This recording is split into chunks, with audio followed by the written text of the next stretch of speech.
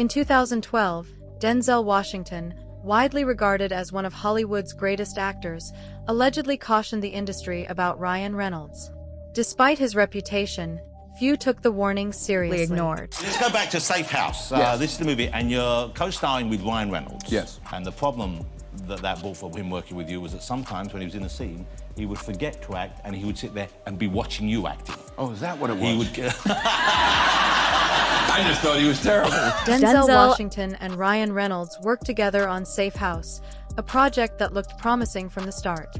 However, according to accounts of the production, filming soon became more difficult than expected. The movie featured numerous practical action sequences, and some reports claim Ryan struggled with the physical demands of certain scenes. During one sequence inside a moving vehicle, Denzel's character, who was handcuffed in the back seat, was supposed to reach toward Ryan's character. As the vehicle unexpectedly jolted, Ryan's face reportedly struck Denzel, leaving the veteran actor with what has been described as the first black eye of his career at age 57. We're in a car going 80 miles an hour that was all over the road. And somehow our heads collided, and oh man, I knew it the second I made contact with him. I think that was his eyeball. Yeah, well, it was just an accident. It was with his head. Yeah, we just bumped heads. Ryan initially brushed off the incident with humor instead of treating it as a serious mistake. He reportedly joked that the hit was part of his early retirement plan and laughed it off by describing himself as a polite Canadian. Reports also claim Denzel's immediate reaction suggested he was far from amused, leaving the impression that an important boundary had been crossed.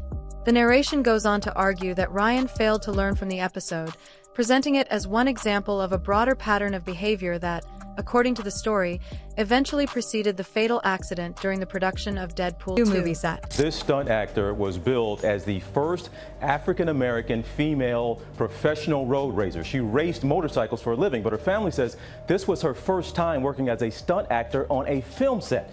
Now, the questions this morning about how did this happen? According to the account, another moment during the filming of Safe House was viewed as even more revealing than the earlier incident.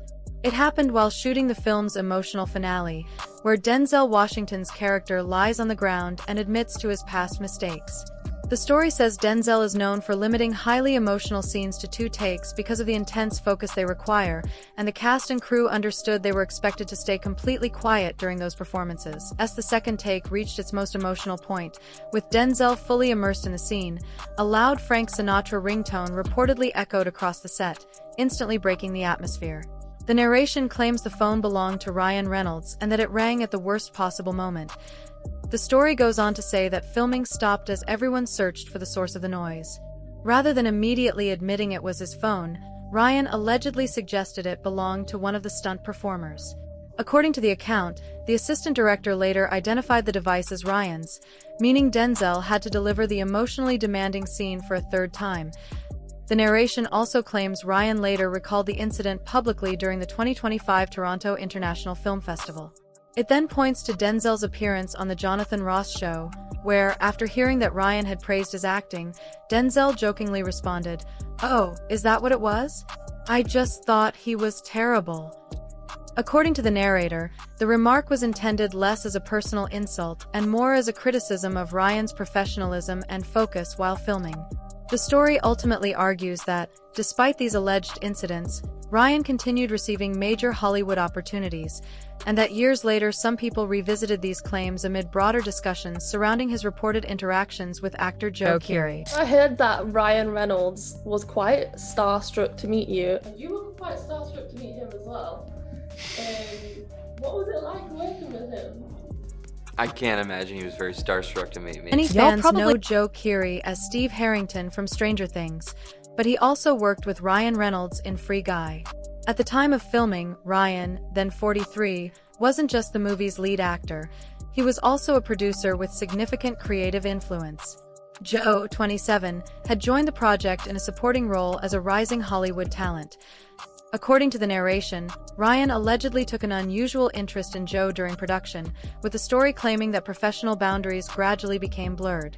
The account further alleges that Ryan used his creative input to reshape Joe's character into something the actor reportedly wasn't comfortable with.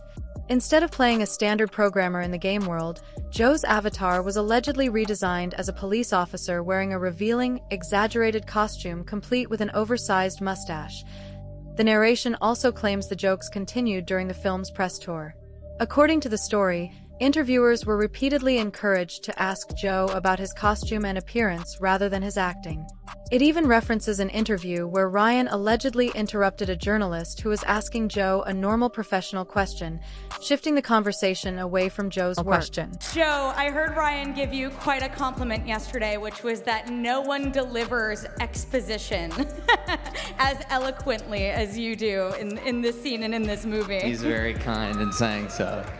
He delivers exposition better than anyone I've ever seen in my life. You make it like entertaining and riveting, all the while looking like a goddamn snack. Joe Keery appeared noticeably uncomfortable during one interview, with the story claiming he lowered his head as if trying to hide his reaction after an awkward moment. The narrator suggests it looked as though a 27-year-old supporting actor was being embarrassed in public by his 43-year-old co-star and producer, who reportedly held far more influence over the production. The narration also refers to an interview with Stranger Things star Finn Wolfhard, where Ryan Reynolds jokingly said he was in love with Joe, before asking Finn if he thought there was anything going on between them. According to the story, the remarks were intended as jokes but became part of a recurring pattern.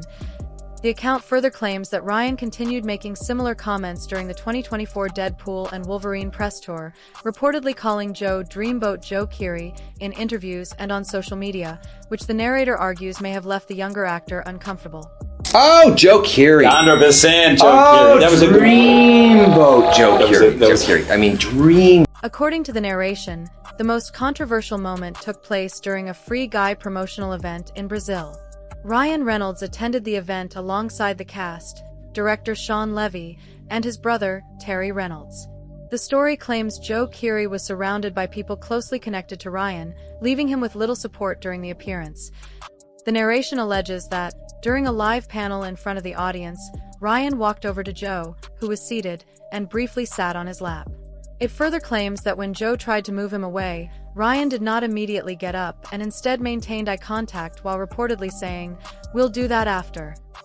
According to the narrator, this interaction became another example of what they describe as a recurring pattern, arguing that it repeatedly placed the younger actor in awkward and uncomfortable situations during public appearances. Yes. You know what? No, I'll take my own. I'll get my own seat. It's fine. We'll do that after. Woo! The moment left many viewers stunned. The story claims that several people present interpreted Ryan's actions as publicly teasing a younger co-star in front of an international audience. It further alleges that the atmosphere became even more awkward when Ryan reportedly asked, "Is Joe going to dance for us?" A remark the narrator argues made it seem as though Joe could be called on to perform whenever Ryan wanted. The narration presents this incident as another example of what it describes as Ryan allegedly using his senior position and influence in ways that made promotional appearances uncomfortable for the younger actor. Shall I tell them, or do you want to, Ryan? I don't know what it is. Is Joe gonna dance for us? Yes, Joe is going to dance. Hit the music. That could be great. I look forward to that. What it considers the strongest example came from Instagram stories that both Ryan Reynolds and Joe Keery reportedly shared. The images allegedly showed Ryan, still wearing his wedding ring, holding a partially peeled banana near Joe's mouth. The narrator suggests Joe's expression and body language appeared uncomfortable, although that interpretation is subjective and has not been independently confirmed. The story goes on to argue that only a small number of people in Hollywood publicly criticized Ryan. It points to filmmaker Quentin Tarantino's comments about the impact of certain big-budget Netflix productions, mentioning Ryan's films. Tarantino questioned whether those movies had any lasting cultural presence despite their massive budgets. The narration also references a 2021 interview in which Gerard Butler said he had not watched Ryan's movies while discussing similarities between Gamer and Free Guy. According to the account, that remark drew attention online because it came from another well-known action star. Finally, the narrator claims Ryan later responded to criticism on social media by emphasizing his charitable work, presenting it as an effort to protect his public image. According to the story, The response failed to change the conversation in the way he wanted. I literally thought, this movie's huge, and I thought, this whole movie is going to fall apart because Jerry Butler can't wear the costume. According to the narration, understanding Ryan Reynolds requires looking beyond his on-screen career and considering his personal relationships, beginning with his marriage to Scarlett Johansson. The two were married from 2008 until 2011, but the story claims their private life differed greatly from the image presented to the public. The narration argues that the first warning sign came at the start of the relationship, alleging Ryan began dating Scarlett while he was still engaged to singer Alanis Morissette. It further claims that tension developed as Scarlett's career soared. At the time, she had become one of Hollywood's most sought-after actresses, while Ryan was still working to establish himself. According to the account, reports described Ryan as controlling and alleged that he wanted Scarlett to place their relationship ahead of her growing film career. The narrator argues he found it difficult to cope with her greater professional success. The story also points to Scarlett's past interviews about the challenges of relationships between actors, where she emphasized the importance of supporting each other's careers and maintaining confidence in one's own path. The narration interprets those remarks as indirectly reflecting issues within their marriage. Finally, the narrator claims these tensions contributed to their divorce and notes that Ryan later met Blake Lively while filming Green Lantern, with the story alleging the couple began looking for homes together not long after they started dating.